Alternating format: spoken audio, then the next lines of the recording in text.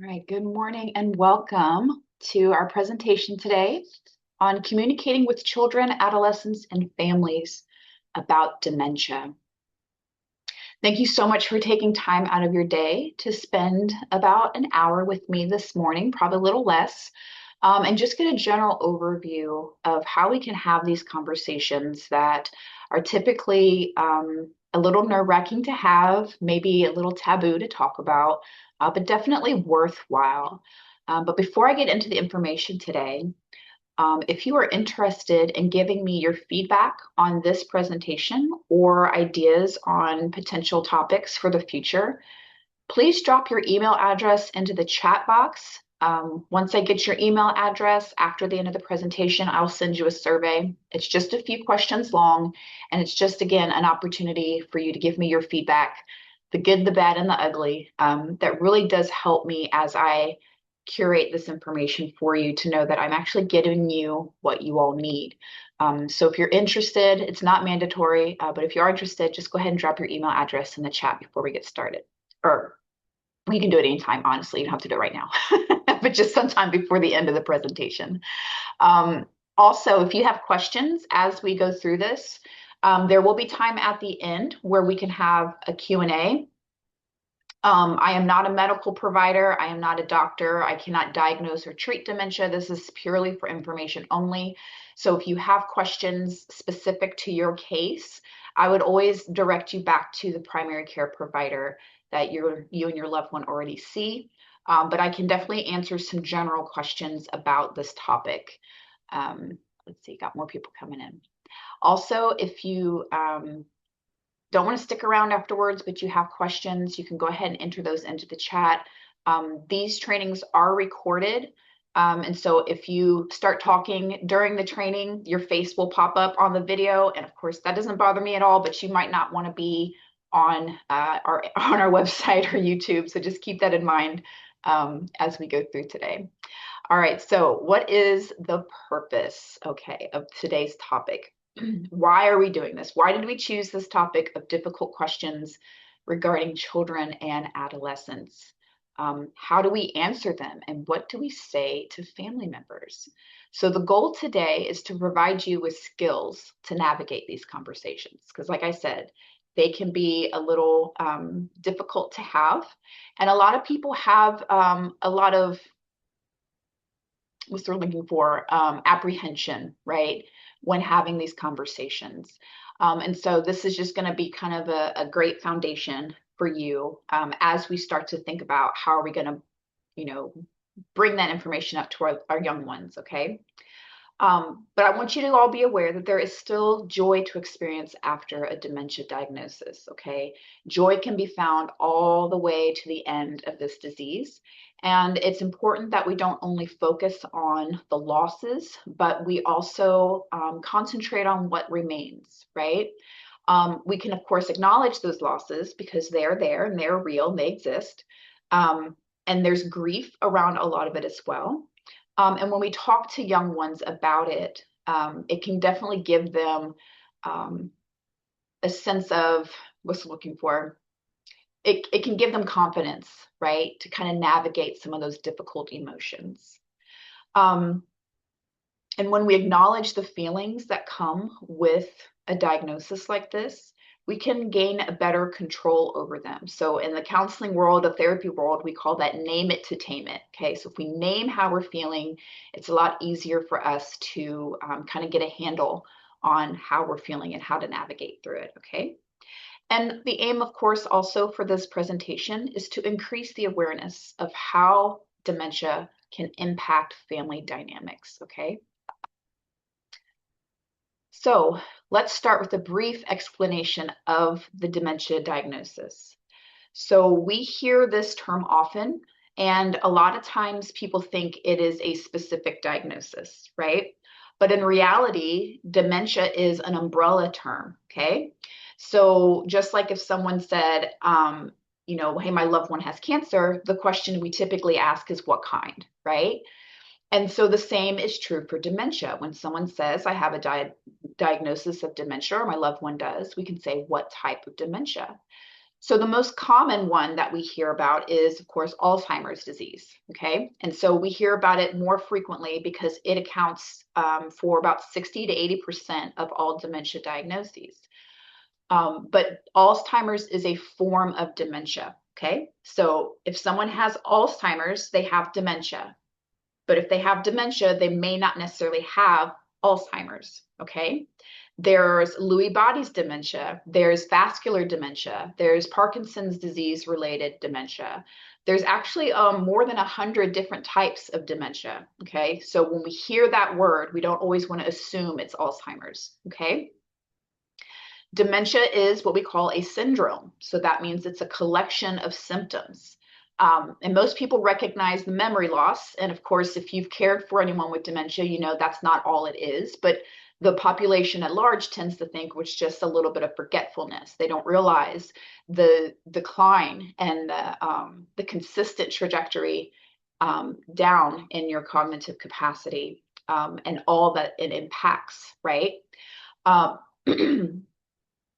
So dementia can also affect thinking, language, reasoning, judgment, executive function. So that's, getting from point A to point B in our minds, right? Anything that has involves sequencing, right, can be very difficult.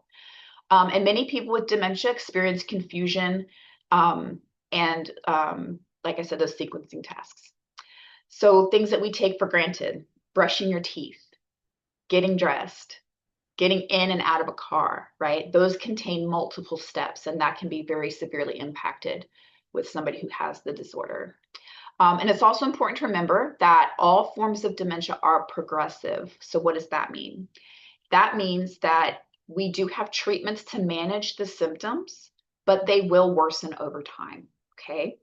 So there's currently no cure for dementia. So very quickly, some statistics from the World Health Organization from 2023 and the Alzheimer's Association in 2024. So it's really challenging to try to grasp the enormity of the situation of dementia. So around 55 million people worldwide have this disease, and 6.9 million of those cases are here in the US. Alzheimer's disease is the 6th leading cause of death in the US. And 1 in 9 individuals over the age of 65 is currently living with dementia, okay? 59% of family caregivers report being emotionally stressed, right? And if you've been there, you know exactly what that means. And the remaining 41% either aren't being honest about their feelings, but many of them also experience significant stress, but there's so much stigma attached to admitting that they may not be completely forthcoming, right? And caregivers can say, I'm okay, I'm fine, I've got this, but in reality, they feel really worn out and fatigued, right? And the next statistic is 62% of caregivers are women, okay? So when you look at these numbers and you see, hey, there's millions of people who have this diagnosis. That means there's millions of people who are caring for those who have this diagnosis. So those feelings of isolation, of I'm the only one that feels this way, I'm the only one struggling, that's just not true, okay? There are millions of people that know exactly what you're going through, and know exactly how you feel. So let's try to go ahead and combat that stigma around caregiver stress and burnout in dementia care, okay? It's not just you. Next one, why should we even talk to kids and teens about dementia, right? Why is it important to discuss this topic? Children need reassurance, right? And sometimes families assume that kids are too young to understand what's going on, or they're not going to remember what's happening. And, maybe depending on their age, but the majority of kiddos, they are very aware, right? Sensitive to the emotions of their parents, the people around them. And so even if they don't know exactly what's going on, they can probably tell something is going on, right? They're very, very insightful, even at a very young age. And so the reality is that they do remember, right? Even when they don't talk about it, they notice the changes in the people around them and the family dynamics, okay? If you think about, how many hushed conversations have you had in the kitchen when you didn't think your kids could hear you? Even if they don't hear the words that you're saying, they can tell, hey, something's going on and I'm not fully aware of what that is, right? And so they may start to ask questions. But of course, I think within all of this, we have to think, how did children learn to cope with difficult emotions, right? Many times we try to exclude children from these conversations because we don't want to scare them. We don't want to worry them unnecessarily. But this could be a beautiful opportunity to teach them about their own emotions, right? And how to navigate those emotions, because this could be a very big deal to them, right? In most cases, I'd say it is. And if they don't know how to feel what they feel, not to say you tell them how to feel, but like that it's okay to feel what you feel, and they don't know how to navigate those feelings, the whole situation become a lot more messy than it needs to be, right?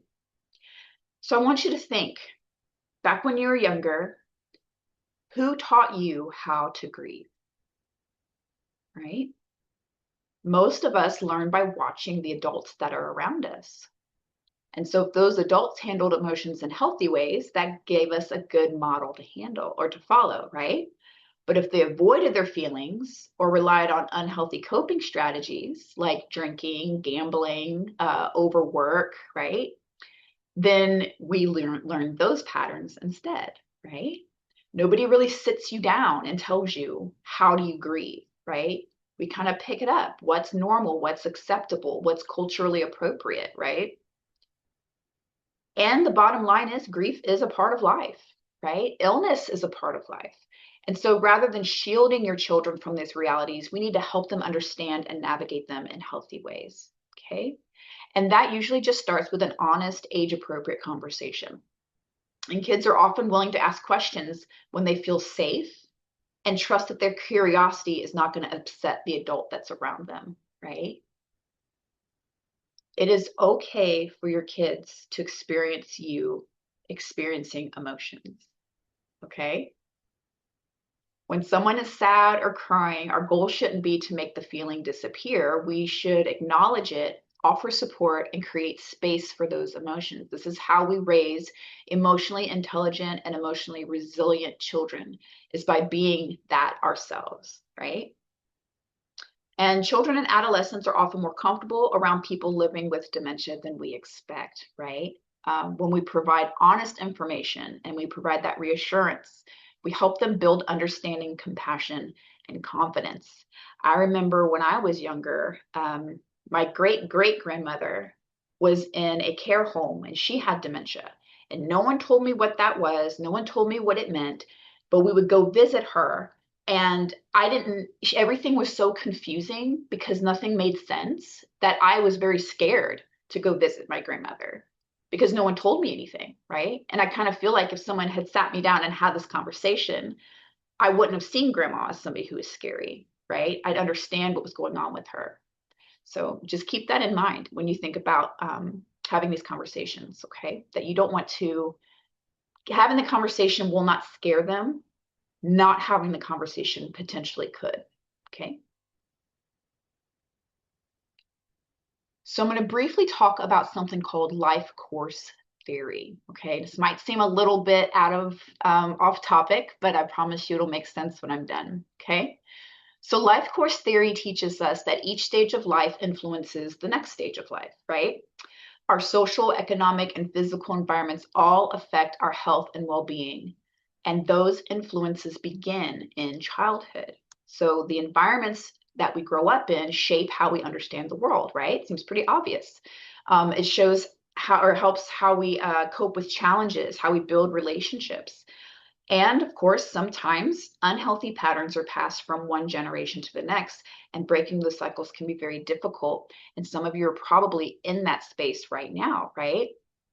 And research shows that childhood stress, especially during the early years of their life, can have lasting effects on their health and their well-being.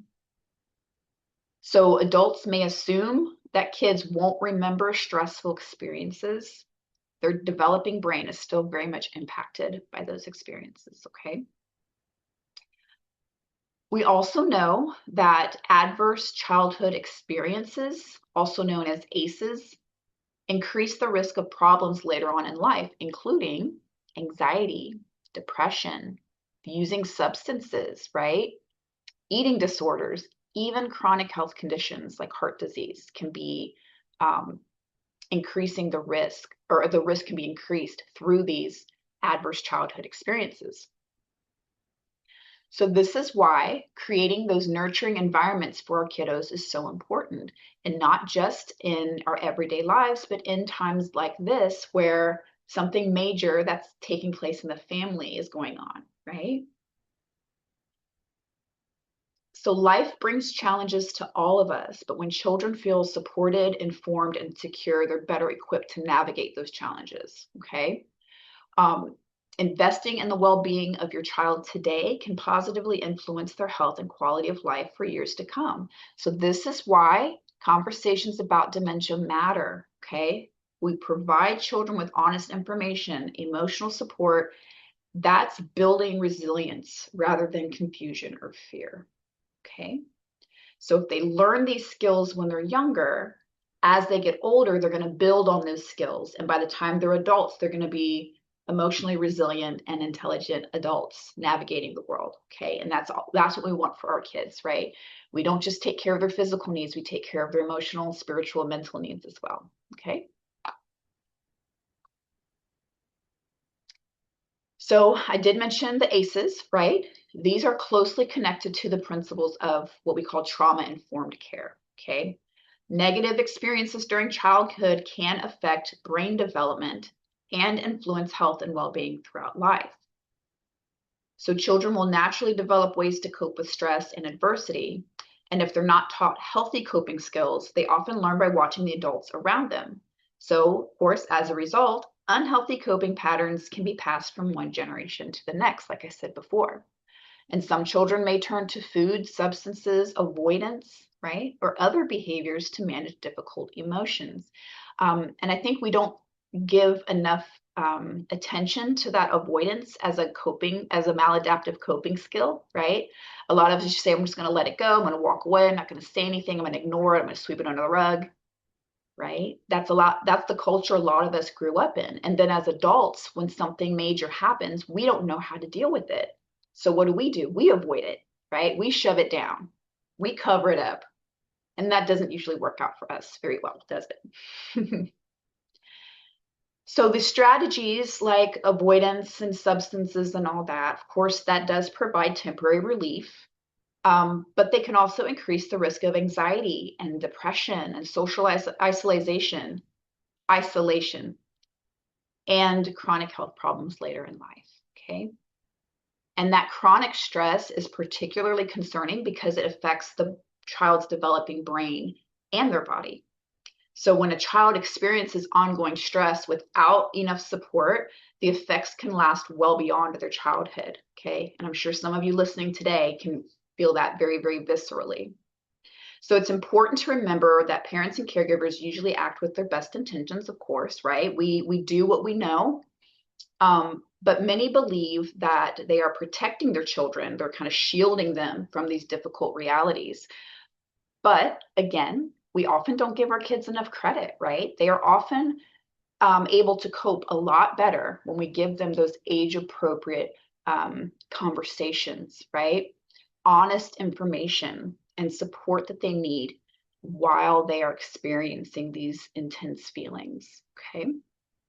And so we can talk openly, provide healthy coping skills, right? And this again helps children build resilience and navigate their challenges in healthy ways, okay?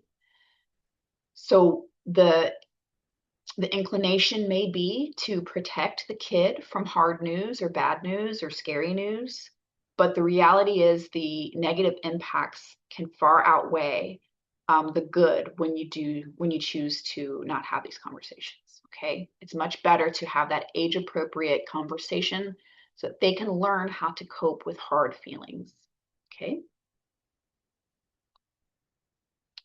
So what are some frequent questions? Okay, so this is going to be kind of a crash course, I guess, or kind of an idea of maybe some of the questions they might ask, okay? Why does grandma or grandpa keep calling me the wrong name, right? Sometimes a person living with dementia can call a grandkid the name of a sibling or a cousin or even their own child, right?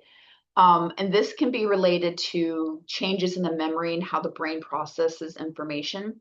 And so in that moment, they may be connecting from a different time in their life, right? So maybe the grandson looks like the son, and grandma doesn't realize she's a grandma, right? She thinks I'm a 20-something-year-old woman and I've got a little boy named Johnny, right? And so she calls her grandson David Johnny because in her mind, grandsons don't exist. I'm not a grandmother, right? So they can call the wrong name even because they look like the person that they remember, right? Children can also ask, why does grandma keep asking me the same question over and over again, right? Why doesn't grandpa remember me? And so these, of course, are natural questions and they deserve honest answers, okay? But if we just shush our kids and tell them to go play or don't worry about it, what do you think how do they filter that information, you think, right? If they don't know grandma doesn't remember you because her brain is sick, they're going to think grandma doesn't even love me enough to remember my name, right? They can translate it that way because whether we like it or not, children will always center themselves in conflict. What did I do wrong? What's wrong with me? Why don't I get, you know what I mean? And so when we give them the information, then we tell them what that is, then they can't blame themselves for it anymore. Okay. Let's see. Why do you see grandma or grandpa every day after work, but you can't come to my soccer game instead? Right? How can I help grandma or grandpa? Children often want to be involved. They want to be participants in care. And if there's age-appropriate ways for that to happen, we should always encourage that, right? Just because somebody's sick doesn't mean they're not still part of the family, doesn't mean that they're not still deserving of relationship with their family members, right? That includes the kiddos. When you do have these conversations with your children and your teens, especially, create space for that conversation, okay? Get rid of the distractions, right? Turn off the TV, get rid of the phones, sit with them, make eye contact, answer their questions in age-appropriate way, right? So you could say, well, grandma has a disease that affects her brain and it can make it harder for her to think and remember or find the right words, right? That's it. It doesn't have to be a long, detailed, 6-hour lecture about neurodegenerative disorders, okay? It can be very simple, enough to where they can get a foothold on what's shifting, okay? Answering, or after you answer them, allow time for your kid to process it, right? We often rush to fill silence, but sometimes kids need a few minutes to think before their next question, okay? So just kind of let it sit there in the air, let them think about it, let them process it, okay?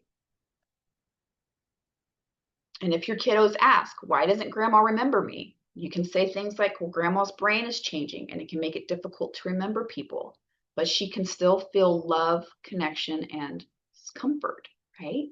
There's still things that grandma can do, right? And that's what we really need to focus on. Again and again, people talk about what is lost, and that's a big deal, right? We do want to make sure that we are validating and acknowledging the losses. But we also have to fill in some of that space with the things that remain as well. And for kiddos, this is very important, okay? Children may ask why a parent spends so much time helping a grandparent. This is a great opportunity to talk about caring for family members when they're sick, right? And how important it is to support each other, right? We love even in the harder times. And when kids ask, how can I help? Remind them simple acts of kindness, spending time together, sharing stories, drawing pictures, giving them a hug, right? These are wonderful, beautiful, and meaningful ways to show love and support, okay? If you notice the theme here, it's not about shushing them. It's not about scaring them. It's not about talking about all the things that they can't do anymore. It's just giving them age-appropriate information. So, should I tell my child if a friend or a family member has been diagnosed with dementia? In most cases, yes. Sometimes families keep the diagnosis private because they believe that they're protecting their loved ones again. But avoiding that conversation can unintentionally reinforce the stigma that's around dementia, right? And we said in one of the first few slides, millions and millions of people across the globe have this disease. So why is there a stigma? Okay, because we don't like to talk about it. Okay, we kind of shuffle them into a corner and just, wait it out. We don't talk about these things. And so that reinforces that stigma, right? Dementia is a disease and it's nothing to be ashamed of, okay? It just happens sometimes. So who should tell their child about a diagnosis, right? Well, that depends on the family, of course. Oftentimes it's the parent or the grandparent or another trusted adult who has the closest relationship with the child. So in the early stages, the person living with dementia may even disclose that themselves, right? They want to have a conversation with their loved ones while they can still have those conversations. And generally, you should tell your children as soon as you can, right? The sooner, the better. Dementia is progressive, right? And we can't predict exactly when these changes will occur. So preparation can go a long way, right? It gives them time to understand what's happening and again, begin to develop and learn those healthy coping skills. Okay, what do I do when I feel sad? What do I do when I feel scared? What do I do when I feel helpless? What do I do when grandpa got angry with me and he's never been mad at me before and he called me the wrong name or he called me an ugly name, right? What do I do? Have those conversations early so if and when that happens, your kids know it's not me, it's the dementia, right? Being open also helps build trust, right?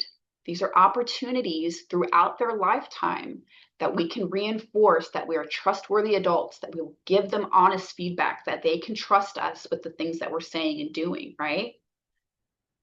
If children learn later that adults knew about the diagnosis but chose not to tell them, they may feel excluded and they may wonder why no one thought they could handle the truth, right? Especially the older ones, right? The teens and the tweens. Why are you treating me like a baby, right? Of course, every child is going to be different and want to consider their age and their maturity level and emotional needs, right? When deciding how much information to share. And we're not trying to overwhelm them, but we're trying to prepare them, okay? Honest, age-appropriate information and support. While we would all like to shield children from difficult experiences, challenges are a part of life, right? And by helping them understand and cope with these challenges, we build that resilience that's going to serve them for the rest of their lives, okay?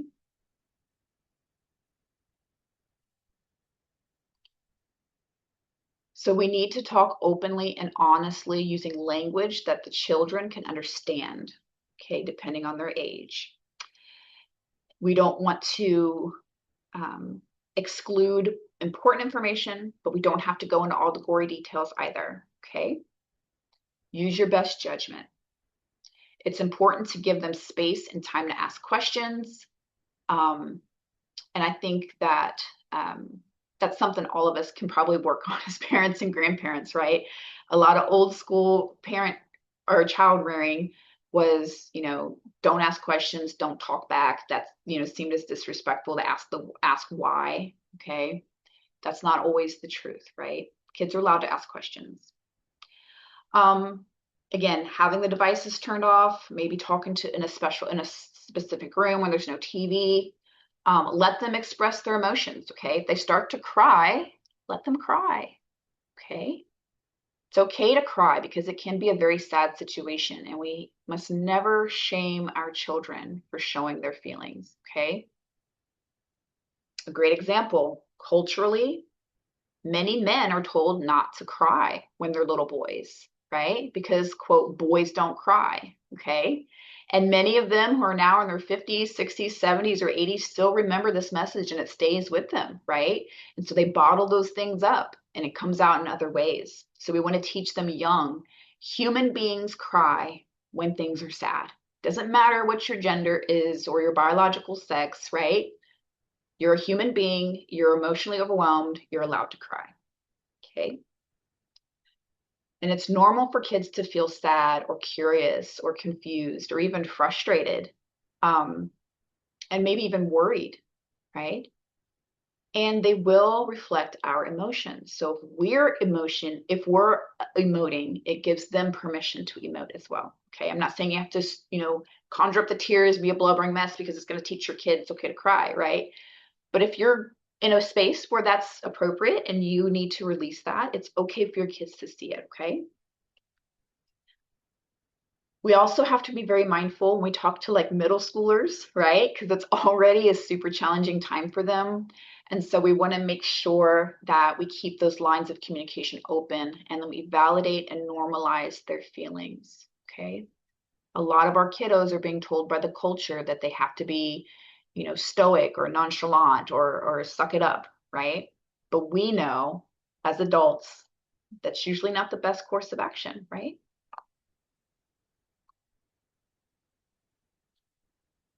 Now, with teens, the number one thing we typically encounter with them is fear, especially when we start talking about death and dying. Okay. Oftentimes, the first person they experience losing is a grandparent or a great grandparent, or possibly a great aunt or great uncle, right? So, I want you to kind of think about your first experience of death. What was your first significant loss like? For many of us, that first significant loss could be, divorce of their parents or the loss of a cherished pet, right? And it's important to understand that grief isn't just about death, right? It can encompass all forms of loss. And so teens can feel very helpless and useless because oftentimes teens believe they can fix everything, right? And so when faced with the loss, they quickly realize that some things are beyond their control and they can feel very, very disempowered. However, there are still actions that they can take to alleviate that pain, right? So we can sit down and talk to them about stress, rejection, even guilt, particularly if they feel kind of reluctant to go visit somebody because it can be difficult and they're not really sure how to navigate it, right? So you can just brainstorm ways to cope with their feelings, right? And make the situation more manageable, right? Like, yeah, you can go and see grandpa. And if it gets overwhelming, it's okay for you to step outside. It's okay for you to take a walk, right? It's okay for you to say, I want to leave. All right. Giving them those skills is going to serve you and them very well in the future. All right, just a few more slides. Activities children and adolescents can do with their loved one. Okay, remember I said earlier, sometimes people get this diagnosis and it's like they just want to keep everyone away, right? Because it's hard to navigate and they don't know what to do. And so that can have the opposite impact that we're looking for, right? It doesn't really protect anyone. It just kind of makes things bigger and quieter, right? So we just kind of stuck feeling all these things by ourselves. And a lot of times people discredit what somebody living with dementia can still do, right? So these are some ways that we can still engage with our loved one, still encourage our children to engage with our loved ones, and again, focus on what remains, okay? So one of the most harmful messages we can send to somebody who's living with dementia is that they're no longer needed, okay? When we exclude them from family activities, they can feel disconnected or feel like they don't have a purpose anymore, right? So again, we want to look for ways to keep them involved. So if a loved one has always enjoyed cooking, invite them into the kitchen. Okay, they might not be able to do the whole thing by themselves, but they still want to participate, right? Um, they can stir ingredients, they can help prepare food, they can enjoy familiar smells, and participate in those family conversations that happen in the kitchen, right? We're not looking for perfection, we're looking for connection, okay? I've heard so many stories of caregivers finding ways to include their loved one in daily activities and holiday preparations, knowing full well that they're going to have to go back and redo whatever their loved one did, right? But they're still doing it, right? Because it's about the relationship that they have with that person, okay? It's not really about snapping the beans or folding the laundry, okay? It's about being in connection with somebody even though they're sick. Okay. And there are many of these activities that children and loved ones can do together, right? Like cooking. baking, crafts, coloring, listening to music. Music is wonderful for people who have dementia as well as children. They can connect in that way very, very quickly. Looking through photographs or spending time with pets, right? One note, when you are going to use music, try to choose songs that are meaningful to the person with dementia and connect with their life experiences. Research shows that music that we listen to around our adolescence, or like late adolescence, early adulthood, those are the songs that really bring us kind of back to coherence a little bit more if there is a dementia diagnosis or when we're older, right? Those are the songs that stick in our brain the most, okay? And doing these activities also teach kiddos how to engage with a loved one who has dementia, right? And one helpful approach can be reminiscence. This is where you focus on the person's memories and experiences. So rather than expecting them to enter our world, we meet them where we are, right? Tell me a story about this song, Grandma, right? Show me these pictures. Who are these people? Tell me the stories, okay? So tell me about and show me are simple and powerful phrases. These questions can invite those conversations and helps that person who has dementia share memories and things that are important to them while they still can, okay? And it also teaches children the value of validation by encouraging curiosity, listening, and connection, okay? Short videos, animal interactions, music, right? These are all simple shared activities that can create beautiful, meaningful moments together. And again, the most important thing is not the activity itself, but the relationship that it helps to maintain, okay? So how do we talk to our kids about death and dying? Well, we have to approach the topic with care, obviously, especially when we talk to kiddos. It's painful and it's confusing. And even though it's normal to want to protect them, we must be honest about what happens, right? And that honesty will help children trust you better and cope with any impending loss, okay? If we don't talk to our kids about death and dying, and then it happens to somebody that they love and care about, it's going to be very, very confusing to them, okay? It's also important for us to grieve in front of our children and reassure them that feeling sad is normal and expressing their feelings is healthy, right? And when we encourage that, we are teaching them that it's okay to be human, okay? It's okay to feel something when something important to you has left, okay? We shouldn't hide the truth or delay sharing it. Many young kids and teenagers often don't fully grasp that death is permanent. And so this misunderstanding can stem from growing up playing video games, right? Where it's easy to hit a reset button and come back to life after dying. And there are teenagers who generally didn't understand that death doesn't offer a second chance, right? No one's having these conversations with them. And so we need to have those conversations at a young age. It's okay for your kiddo to feel angry or sad or frustrated. Okay, these are part of the grieving process. Even if their loved one is still alive, you can still grieve the diagnosis, right? So we have to be empathetic and avoid telling them what they should or shouldn't feel, okay? There's no shoulds in grief, okay? If they're sad, they're sad. If they're frustrated, they're frustrated. If they're confused, they're confused, right? If they're kind of numb, they're going to be kind of numb, right? Adults feel that way.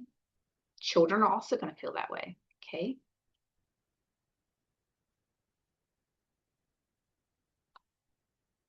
So that is my info for today. I hope it was helpful. Like again, I said I'm not a medical doctor or anything like that, but I am a therapist, I am a social worker, and I'm a mother. And I know that these conversations can be hard, but they are necessary. Okay, these are the foundations upon which a child's resilience are built, right?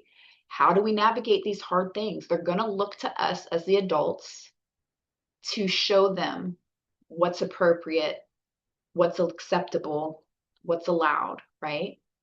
And so these conversations are beautiful reminders that our children are aware. They're part of the family too, right? And it's respectful in a way to let them know that they can be involved in these conversations. They can be involved in care as much as is appropriate, and they can still maintain relationship and do activities throughout the process of dementia. Okay.